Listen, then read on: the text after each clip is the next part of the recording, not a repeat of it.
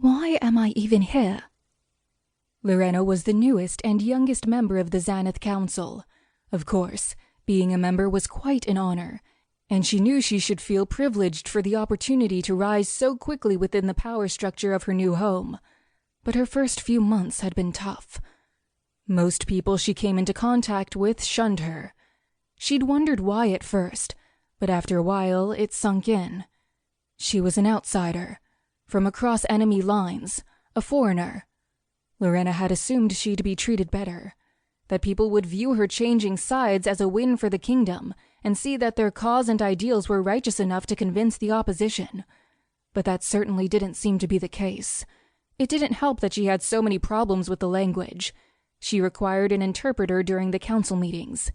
Even though everyone there could speak the common tongue, many preferred to speak the Kastig dialect, and her lack of understanding seemed to wear on some of the others, particularly Advisor Callie and General Nemesai, the barbarian hulk of a man. He stood taller than any man she had ever seen, and his cold stares were enough to almost kill people. And while General Nemesai just seemed to grumble about anything that slowed down the meetings, it was Callie, the young female advisor, who was rumored to always have the Queen's ear.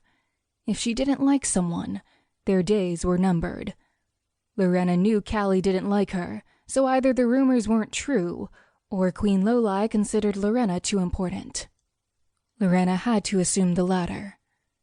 The Queen had already given her many tasks to complete and responsibilities to assume, the successful night raid from a few nights prior being one of those expanding responsibilities. But a certain fogginess hung over her mind.